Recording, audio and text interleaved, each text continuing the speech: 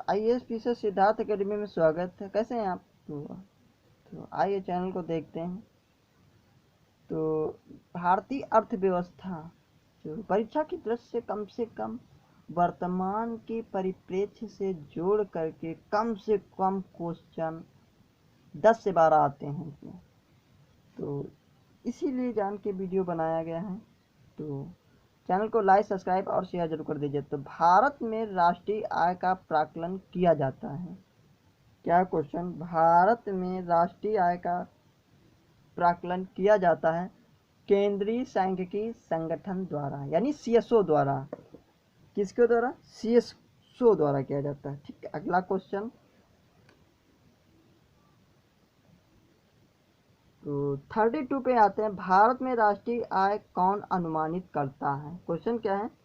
भारत में राष्ट्रीय आय कौन अनुमानित करता है? तो केंद्रीय सांख्यिकी संगठन करता। तो डी ऑप्शन सही होगा। अगला, भारत में राष्ट्रीय आय की गणना निम्नलिखित में से किसके द्वारा की जाती है? क्वेश्चन है क्या है, किसके द्वारा की जाती है? तो सीएसओ के द्वारा, यानी केंद्रीय सांख्यिकी संगठन द्वारा की जाती है। अगला, भारत में पूंजी निर्माण के आंकड़े एकत्रित करने का कौन काम करता है? क्वेश्चन क्या? भारत में पूंजी निर्माण के आंकड़े एकत्रित करने में कौन काम करता है?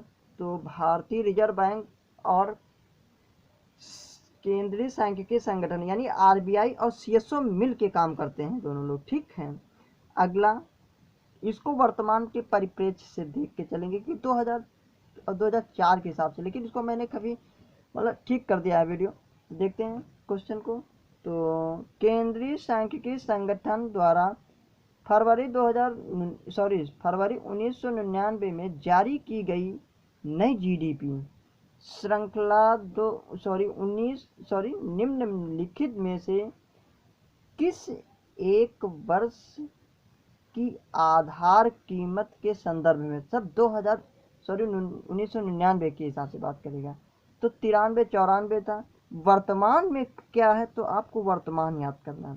तो 2011-12 बस यही बताने वाले थे। क्वेश्चन सेम रहेगा, बस यहाँ पे 2000 दिया रहेगा और आपको 2011-12 दिया रहेगा। ठीक है, अगला क्वेश्चन।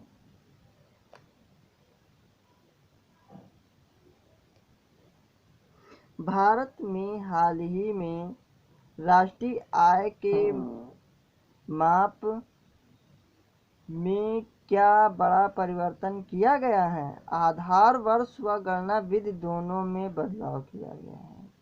क्या किया गया है? आधार वर्ष व गणना विधि दोनों में बदलाव किया गया। तो ए ऑप्शन सही जगह। अगला क्वेश्चन, नई जीडीपी आंकड़ों में आधार वर्ष 2004-05 के स्थान पर बदल के क्या कर दिया गया है? तो कर दिया गया है 11-12, यानी 2011-12, यानी कि ए ऑप्शन सही होगा। अगला क्वेश्चन, ये भी 11-12 होगा। इस समय 2015 से, यानी 2015 से भारत की राष्ट्रीय आय के अनुमान है तो निम्नलिखित में से कौन सा वर्ष आधार वर्ष के रूप में प्रयुक्त हो रहा है? तो 2011-12, ये याद करना बहुत जरूरी है। तो सी ऑप्शन सही होगा। अगला क्वेश्चन फिर वही आ गया, ये आपको नहीं पढ़ना है। इसमें भी हम देख लीजिए। भारत में स्थिर मूल्यों पर सकल घरेलू उत्पाद यानी जीडीपी के प्राकलन का वर्तमान आधार वर्ष, ये सब नहीं पढ़ना है, बकवास। आपको बस सीधे आना है। तो 2011-12, ठीक, आधार वर्ष वर्तमान समय में 11-12 चल रहा है। ठीक है, अगला क्वेश्चन, भारत में राष्ट्रीय आय के मापने का निम्नलिखित में से कौन सी आधार वर्ष है? तो ये भी नहीं पढ़ना है, अपना जो है वही पढ़ लेना। 2004-05 पहले था, वर्तमान समय में ये है हमारा, तो 2011-12 है जो आधार वर्ष है। ठीक है, ज़्यादा भागने की जरूरत नहीं है। अगला क्वेश्चन, भारत का आर्थिक सर्वेक्षण प्रत्येक वर्ष सरकारी तौर पर प्रकाशित किया जाता है। क्वेश्चन क्या? भारत में आर्थिक सर्वेक्षण प्रत्येक वर्ष सरकारी तौर पर प्रकाशित किया जाता है। तो सी ऑप्शन जो है, भारत सरकार और वित्त मंत्रालय द्वारा। भारत सरकार और वित्त मंत्रालय द्वारा। अगला, अगला, निम्न में से कौन सा एक आर्थिक वृद्धि का परिचायक है? क्वेश्चन क्या, कौन सा एक आर्थिक वृद्धि का परिचायक है? तो बी ऑप्शन, वास्तविक प्रति व्यक्ति आय में सुस्थिर वृद्धि। वास्तविक प्रति व्यक्ति आय में सुस्थिर वृद्धि, यानी कि बी ऑप्शन सही होगा। अगला, ये तो बहुत ज़्यादा इम्पोर्टेंट भाई, इस टाइप के क्वेश्चन हमेशा फंसाता है। निम्न के मतलब कथन कारण दोनों दिए गए हैं, ए और आर। तो आर्थिक विकास के लिए एक बहुआयामी उपागम की आवश्यकता होती है। तो ठीक है, आगे देखते हैं कारण पढ़ते। वर्तमान भारत सरकार मुख्य सूक्ष्म आर्थिक विषयों पर ध्यान केंद्रित कर रही है।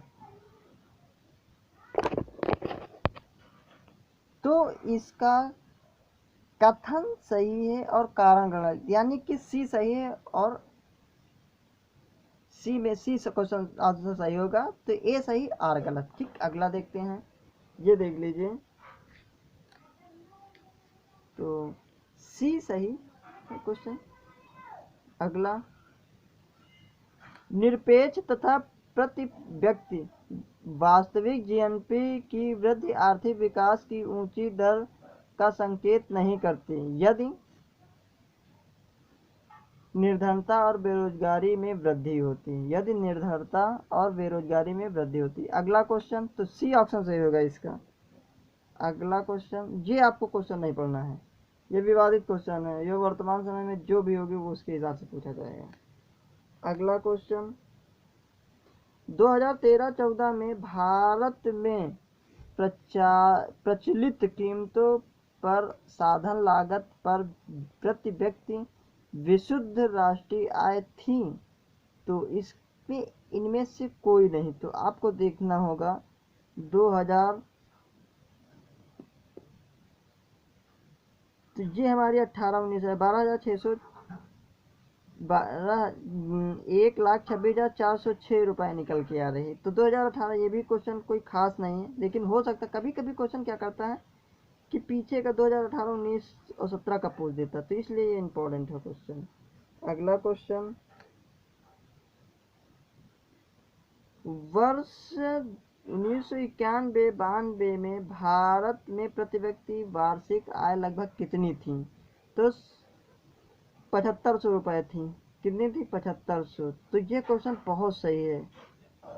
ठीक, अगला क्वेश्चन, 1998-99 के लिए सकल घरेलू उत्पाद में वृद्धि दर कितनी थी?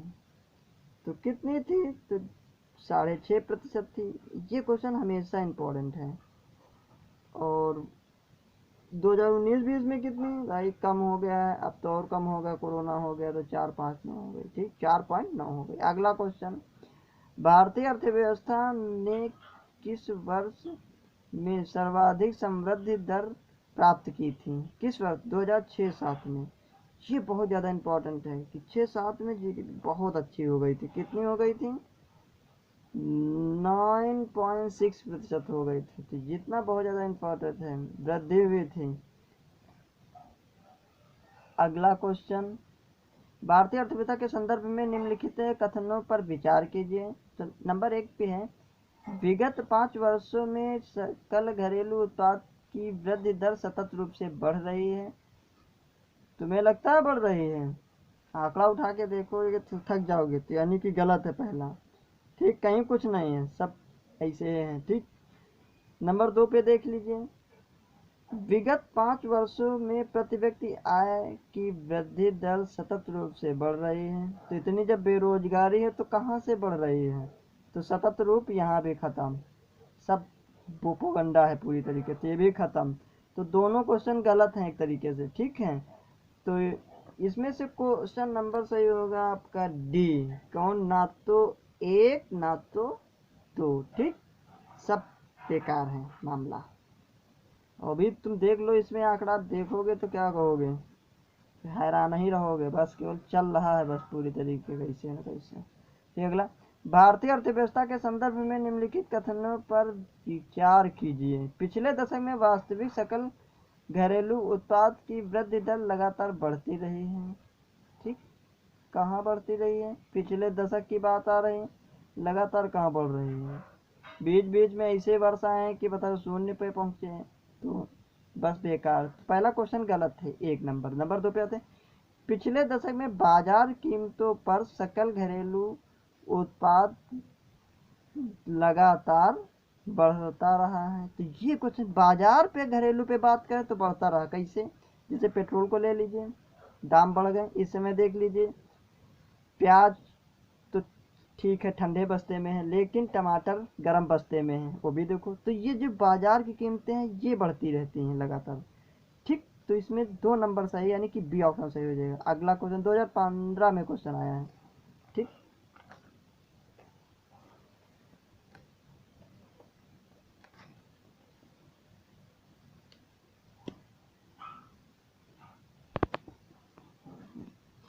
तो वित्तीय वर्ष 2013-14 में भारतीय आर्थिक समृद्धि दर लगभग कितनी थी 2013-14 में, तो 5% थी। कितनी थी, 5%। वर्तमान समय में वही है, आप देख लो कंडीशन कितनी गिरी हुई, बढ़ा क्यों नहीं, बढ़ा, बढ़ना चाहिए ना। ठीक, तो डी ऑप्शन सही होगा इसका वाला। कौन, डी ऑप्शन सही हो गया। 5% पहले भी थी, अभी भी है, कोई बात नहीं, रहने दो। ठीक, अगला, भारत में सकल घरेलू उत्पाद वर्ष 2012-13 के 4.5% की तुलना में वर्ष 2013-14 में 4.7% तक बढ़ी। जिसका कारण था, क्या कारण था, उपरोक्त में से सभी। सेवा क्षेत्र में उच्च वृद्धि दर, निर्माण क्षेत्र में उच्च वृद्धि दर, कृषि एवं संबंधित क्षेत्र में उच्च वृद्धि दर, यानी कि सारे सही हैं। तो सी ऑप्शन सही हो जाएगा इसका, सॉरी सी, कृषि एवं संबंधित क्षेत्र में उच्च वृद्धि दर। ठीक, अगला क्वेश्चन, निम्नलिखित में से किस उप क्षेत्र में क्षेत्र की वर्ष 2008-9 की तुलना में वर्ष 2009-10 में ऋणात्मक समृद्धि दर हुई है। तो ये क्या है, आर्थिक समीक्षा के अनुसार देखा है तो वर्तमान समय में ऋणात्मक नहीं हुई है, तो क्या हुई, धनात्मक हुई है। तो इसका है क्या, धनात्मक लिख देते हैं। ठीक, अगला question, Reserve Bank of India, क्या question, Reserve Bank of India के हाल के आकलन के अनुसार 2002-3 में विकास दर होगी। तो 2002 और 3 की बात कर रहा है, तो ये आपको नहीं पढ़ना है, आपको 2020-21 में पढ़ना है। 6% अनुमानित है, कितने, 6%। तो बस इतना पढ़ना है, क्वेश्चन ये वाला उठाना है और पहुंचना है आपको पास 6% के पास। ठीक है, अगला, ये भी नहीं आपको देखना, क्वेश्चन छोड़ दीजिए। कथन और कारण फिर देखते हैं। कथन ए है, भारतीय अर्थव्यवस्था में 1997-98 वित्तीय वर्ष में अवसाद की स्थिति है। तो अवसाद तो भैया रहेगा ही रहेगा, क्योंकि देश है, जनसंख्या बहुत है, तो अवसाद की स्थिति तो बनी रहेगी। सब लोग कहाँ अर्थव्यवस्था से संतुष्ट रह सकते हैं, तो अवसाद की स्थिति बनी है। ठीक है, कारण आ कहता है, निकट भूगता सॉरी निकट भूतकाल में सार्वजनिक निवेश में कमी आई है। तो ए आर दोनों सही, आर ए का सही स्पष्टीकरण नहीं कर रहा है, वहाँ भूतकाल की बात कर रहा है, यहाँ और कोई की बात कर रहा है, तो मैच नहीं खा रहा। तो इसमें ए आर दोनों सही, आर ए का सही भी स्पष्टीकरण नहीं है। ठीक, अगला, फिर कथन और कारण आ गया। तो कथन पढ़ते हैं ए, पिछले वर्ष 15 वर्षों में भारतीय अर्थव्यवस्था ऊंची औसत सकल राष्ट्रीय उत्पाद वृद्धि दर पर पहुंच गई है। ठीक है, पहुंचने दो, पिछले 15 वर्षों के हिसाब से देखा जाए तो पहुंच गई भाई, सही है। लेकिन इस अवधि में बचत अनुपात में निरंतर वृद्धि हुई है। तो निरंतर वृद्धि हो रही है, एकदम से नहीं बढ़ोतरी हुई है, निरंतर धीरे धीरे बढ़ोतरी हो रही। तो ए आर दोनों सही, आर ए का सही स्पष्टीकरण है, तो ए ऑप्शन इसका सही हो जाएगा। ठीक, अगला क्वेश्चन, तो ये क्वेश्चन आपको नहीं पढ़ना है, ठीक। ये क्वेश्चन खराब, गलत। 2017-18 के दौरान बिहार में तटीय क्षेत्र की विकास दर थी। ये भी नहीं पढ़ना है, छोड़ दीजिए, हटाइए।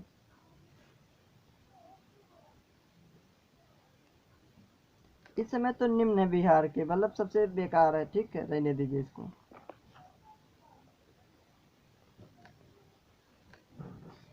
निम्नलिखित में से इसमें विचार को कारणों पे बताना है पूरी तरीके से। तो इसमें कौन सा सही होगा क्वेश्चन मिलान? तो जीडीपी के हिसाब से बताना है। तो गुजरात, कर्नाटक, महाराष्ट्र, तमिलनाडु है। कौन? गुजरात, कर्नाटक, महाराष्ट्र, तमिलनाडु। तो इसके डी ऑप्शन से होगा। तो महाराष्ट्र अच्छी स्थिति में चल रहा था, तो इस समय जरूर कोरोना से प्रभावित हुआ है, लेकिन कोई बात नहीं। तो महाराष्ट्र, इस क्वेश्चन से महाराष्ट्र आएगा। और फिर उसके बाद आपका गुजरात, फिर उसके बाद 4 नंबर पे तमिलनाडु, कर्नाटक सबसे पीछे होगा। तो इसका डी ऑप्शन सही हो जाएगा।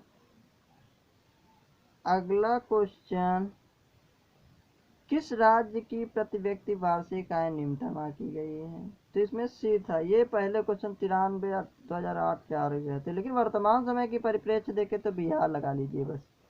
कौन? बिहार, ठीक है, बिहार सही होगा, ठीक।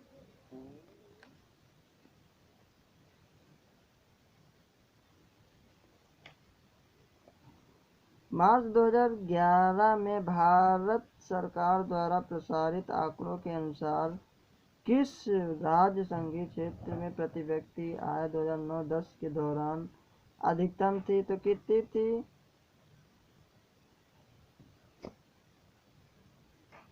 तो थी आपकी, अच्छी बात है, गोवा में थी। तो अभी भी है, गोवा है सबसे अच्छा। सी। अगला क्वेश्चन, तो इसका सी वाला सही हो जाएगा ऑप्शन। अगला, निम्न में से किस राज्य का औसत प्रति व्यक्ति आय सर्वाधिक है? तो पहले था 1994 में, पहले पंजाब बहुत अच्छी स्थिति में था, लेकिन वर्तमान समय में गोवा। तो ए आंसर सही होगा।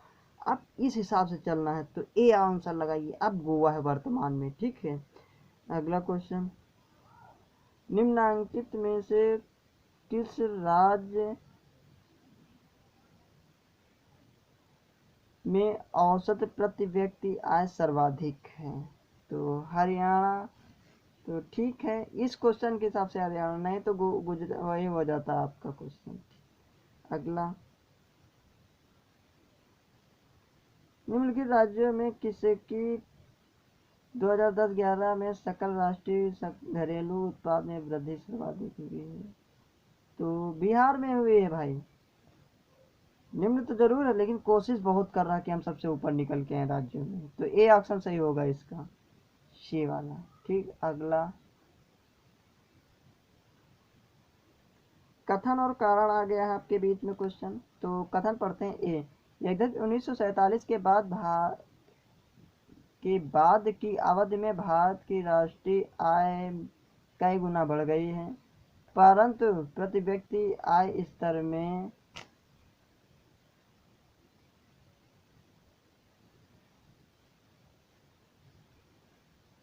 बढ़ गई, परंतु प्रति व्यक्ति आय स्तर में कोई सुदृष्ट नहीं हुआ है, ठीक। क्या? सुदृष्ट नहीं हुआ है, ठीक। तो कारण है, भारत में जनता का काफी बड़ा भाग अब भी गरीबी की रेखा के नीचे निवेश कर रहा है। तो डी ऑप्शन सही हो रहा है।